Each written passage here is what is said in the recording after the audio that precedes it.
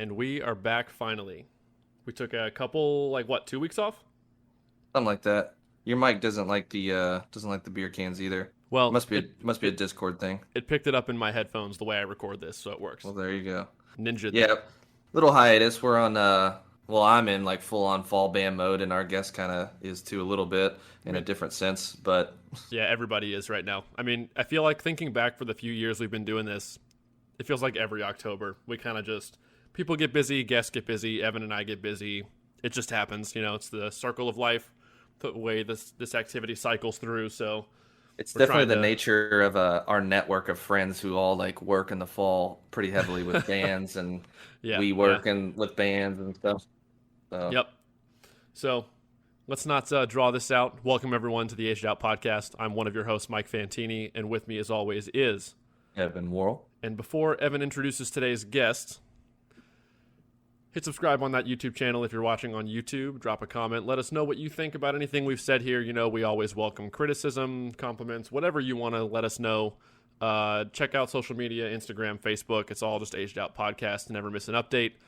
Hit us up on patreon.com/agedoutpodcast if you want to support us financially at all. There's a $1 a month tier if you want to do it, if that's all you can do. And if you can't do anything, you support us by simply listening. So we still appreciate you no matter what you're able to do or want to do. So lastly, check out LoneStarPercussion.com. Use the discount code AgedOut to save yourself $10 on any order of $50 or more.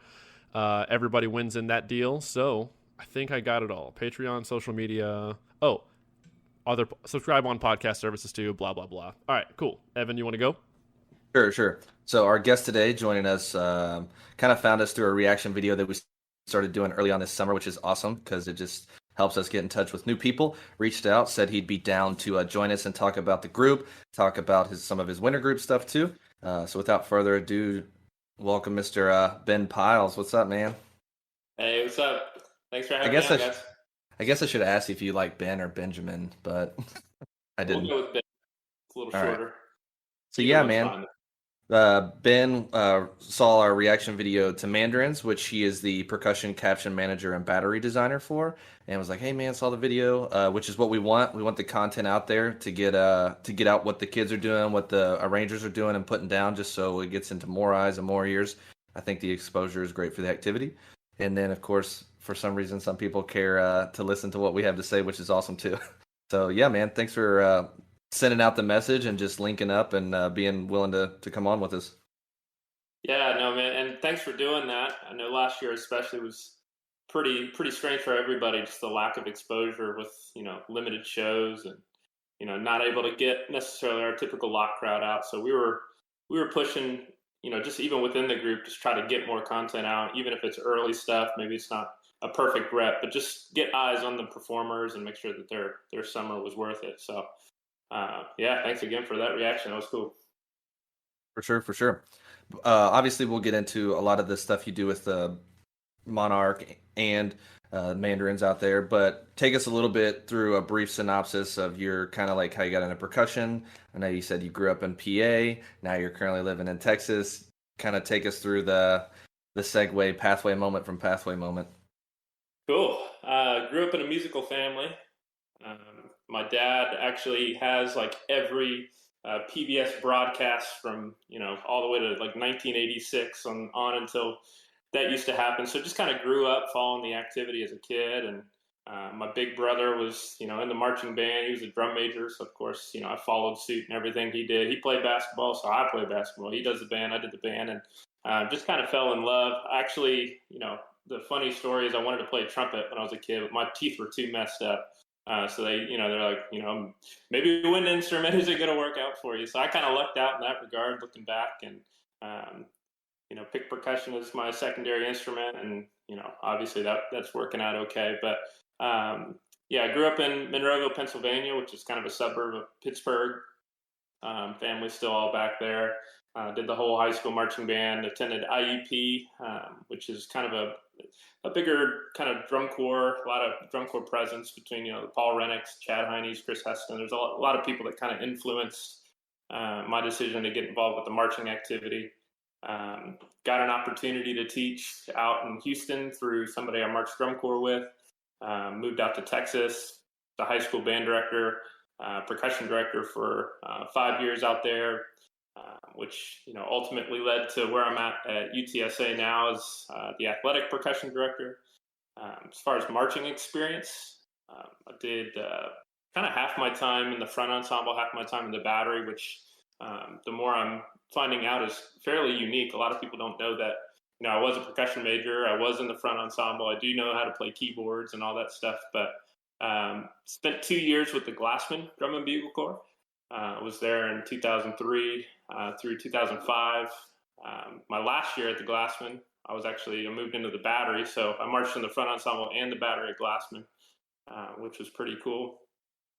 Aged out of the Bluecoats. I was on the tenor line in 2008, and that was my age out year there. So I think I've said I played tenors in that group. Immediately following that, I got asked to kind of follow that staff. A lot of them went to the Crossmen, so I was a quad tech for the Crossmen for 2 years. Followed some more of my staff to Spirit of Atlanta. I was the Spirit of Atlanta for 5 years following that. Started as the battery coordinator, and that was actually my first opportunity to be a caption head and design kind of on the the big platform, if you would, for the first time there, which kind of led to me taking over the Monarch gig, which is kind of a story in itself. And then after Spirit, I was the caption head and designer for the Colts Drum and Bugle Corps. I took that gig over for 3 years.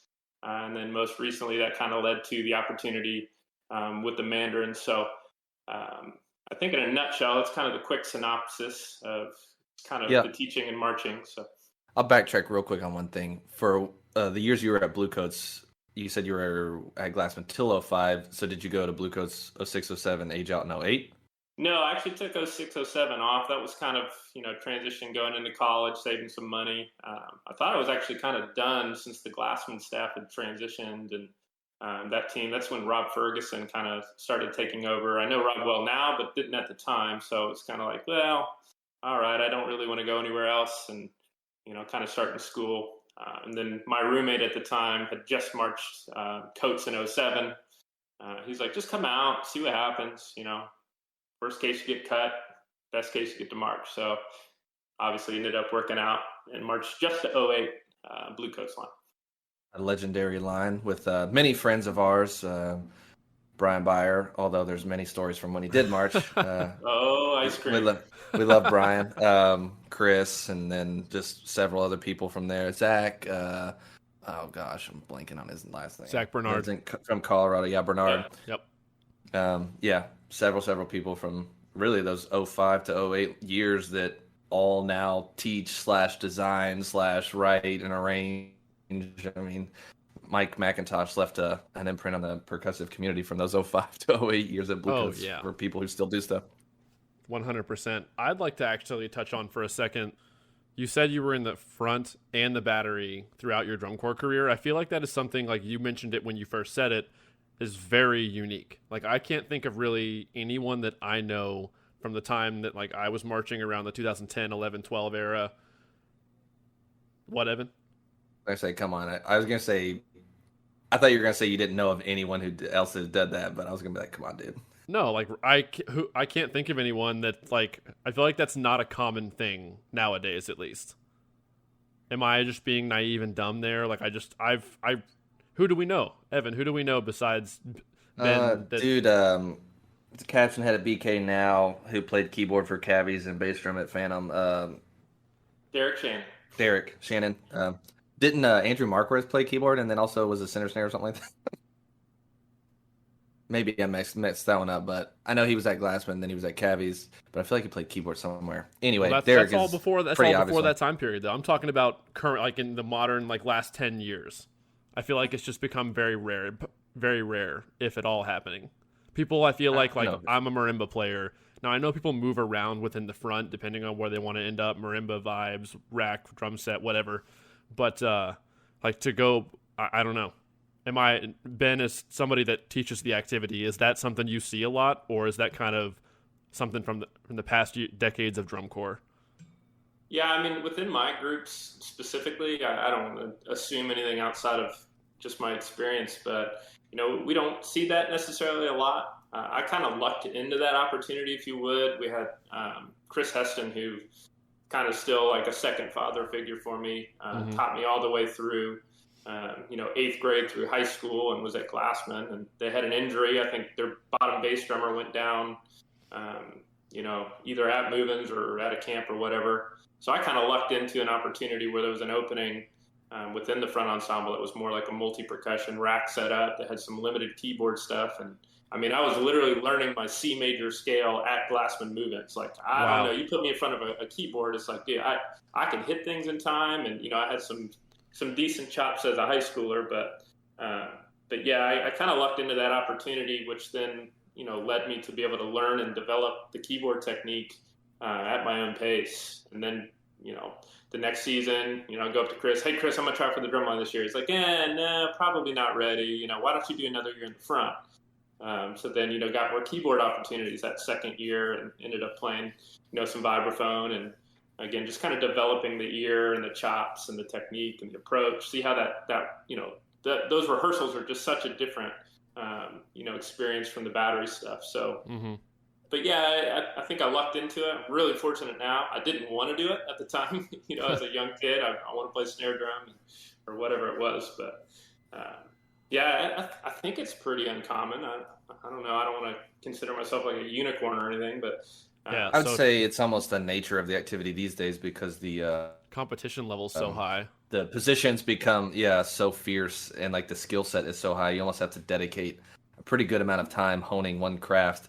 Not to say that people don't. Obviously, there's a ton of percussion majors that do all of it, all-encompassing stuff.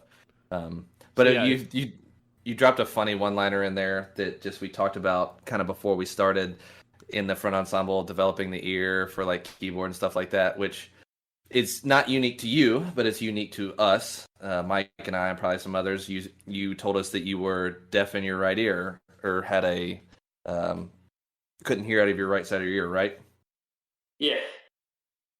So I feel like, and then translating that into like standing in the middle of a vibraphone line or front ensemble, or then later obviously standing in a quad line, you only ever knew that. But like, to me, it's like, man, like, what an interesting perspective to like, if you had somebody playing on your right side, the audio that you're picking up would be different, I guess, but unique to us, but just the same to you. I feel like that would be a wild challenge to overcome, but obviously didn't really hinder you at all. Yeah, pretty funny story real quick. We were talking about the 08 line being so competitive, and I kind of got the last spot on that quad line, and I knew it was cutthroat, just doing everything I could to get on that line. Well, long story short, I'm on the line, we're at move-ins. There's a spot in the show where we're spread out really far. I'm on, of course, the complete worst side for me possible. I'm on the far left side of the line. We're like 5 yards spread. We've got this entrance from the back sideline kind of coming back out of the bout or whatever it was. And I still remember, kind of short story, Ray Uleberry was one of the caption heads at the time, come up to me, Pyles, what are you doing? He's like, can't you hear anything? I was like, no, I can't hear it. Of course, that's not really the reaction you're used to or want to give a staff member in drum corps. And again, conversation goes on, and I end up telling him, Ray, I'm deaf in my right ear. He's like, well, why didn't you tell me that earlier? I was like, well, you probably would have cut me off the line. He's like, yeah, you're probably right. He's like, all right, whatever, we'll figure it out. But long story short, again, they end up cutting that part of the show, and I don't know if I took a cool moment out or whatever, but yeah, that didn't happen. I just could not enter in time. I mean, understandable, Ray, I guess. Just give me the duts. Yeah. Let me watch the hands and count it off for us. That's funny you didn't tell him during the audition process. I wouldn't. Of course not. No, I wouldn't have either. If it didn't affect anything, I wouldn't have said anything until after the fact. Yeah, I think we all find ways to, it's not, I don't know, maybe it is, but it doesn't, to me, feel like a significant issue on a daily basis. Like, I don't think about it. When you guys brought it up, I was like, oh yeah, that's something I deal with. We kind of get accustomed to, what our strengths and weaknesses are and find ways around that. But, yeah, I have found over time that I use different senses a little bit more, the way I teach and the way that, I used to watch really intensely, I have a lot of Japanese students. I kind of compare it to that, where they can't really understand what I'm saying all the time. So they're picking up on smaller cues, the way that we demonstrate, or, the way that they watch other reps to figure out what's going on. I think we all inherently find the ways that work for us, and it didn't really become a problem for me. That was just kind of one specific example, really maybe the only one I could think of. So I taught a couple of Japanese kids one winter, and it was very fascinating to me just how much eye contact they would give you, which is really cool. But because they don't understand everything you're saying, or sometimes nothing that you're saying, so they're just like watching your hand motions or like demonstrating things, and they're just like so transfixed on your hands and like what you're doing. It was really cool, but they learned super fast. Those two kids did, at least they learned really fast. But yep. I don't know if we want to go down that path, but yeah, absolutely. Yeah, I agree. And thank goodness for Google Translate. It was clutch. Super clutch. I used to have a cheat sheet in my binder with all of the terms that I needed to say. Just kind of had that in front of me all the time. So open the rhythms. Close the rhythms. Yeah, you learn the more you say, the more confused they get. So I don't know if in a way it kind of made me, a better teacher. If I can get that student to understand, the 90% of English speaking students would probably be able to do so as well. So yeah, so a lot of great experiences with those guys. I think that mantra of just like less can be more when teaching really holds true, whether they're English speaking students or foreign language students. Like, I mean, you can I know, like, Evan will attest to this, like, I can talk too much sometimes. Like, my girlfriend will say the same thing, whatever, but you can definitely talk yourself into confusing the person way more if you try to overcomplicate it. If you try to get too into the nitty-gritty of what you're trying to explain, you can make things way worse sometimes. Oh, yeah. Well, and I'm sure, too, with the level, the caliber of player that you have at your ensembles, like, they're good kids. Like, they made the groups because they have certain skills already, and you're just trying to really like hone that in and lock it in with each other. So you don't always need to overcomplicate things. Sometimes just do it again, and they're very intuitive. They'll figure it out. Just tell them like, hey, listen for this part. Oh yeah, I heard it. Got it. All right, sweet. All right, good. Let's move on. Let's keep going. Exactly. So post Bluecoats, you mentioned you went into kind of the teaching, following some people around. I think you said Crossman Spirit, then Colts, then so you followed a bunch of Bluecoats staff or like people you knew, I guess, to Crossman and then Spirit, and then was Chris at Spirit at the time when you were there? Yeah, he sure was. Okay. He was there for the first, I think, 3 years while I was there. And was that when Chris was there too, Chris Gary? Yeah, so I actually got to hire that staff. So Chris and I nice. got along really well in 08, and so he was one of the first people I called. Mike Medeo, he was there as well. We ended up getting Drake Melson, who was out there. So that ends up being a lot of, okay, who do I know? Who do I trust in that situation, especially being so young at the time? I called a lot of those guys. Did it feel like a daunting task? Like, oh my gosh, I have to do this right and not mess this up? Yeah, and I think that's, the pressure, when it's put on you properly, I think that's healthy. And I felt myself grow every summer and really just kind of step up to the challenge, because you were mentioning it earlier. Not only do you get, more talented students, but that brings inherent pressure as well, right? They're there to learn. So you can't take a rep off. You can't not, give them some feedback that won't affect the following rep. So just understanding that, how to stay in the moment, how to continually challenge that upper level day after day. I mean, you can't come in and say the same stuff every day, even though you might have the same problems. Okay, how do I approach this differently? There's got to be a different way. And that, again, yeah, it brought pressure, but for me personally, I enjoyed that challenge. It became really addicting to me. So I think that's part of the reason I'm still involved with it. So very rewarding when it all like clicks and just like makes sense and things are happening and you get some momentum going. It's like, yeah, this is what it's supposed to feel like. Absolutely. You don't get that much else. I haven't found it anywhere else. I'm sure there are things, but to get that type of reward and feedback and just the relationships too, right? You get most of those people out there want to be there and typically motivated individuals. So, yeah, just really Right. unique I think that experience. that's the most reason. Like we were talking, like when we were talking about fall band before this. I think that's the reason that I do fall marching band and teach high school. Like it's not my regular gig. It's not my like full-time gig working in the school system but it's just like my passion and stuff like that. So I stick around to it. But there is a reward, even though it's torturous sometimes on these long Saturdays when you're like going from 6 a.m. to midnight. But to see like these kids and students do something that they never thought they could do, or pull off something they never thought that they could do, or to work with a staff that figures out how to get the most out of this kid and like teach them these life lessons. I'm just like, yeah, you thought you would never be able to play and move, much less now you're 2 months later doing this choreography and this and that. So it's pretty rewarding in that sense. And I would say that's the reason that I torture myself with lack of sleep in the fall. So Absolutely.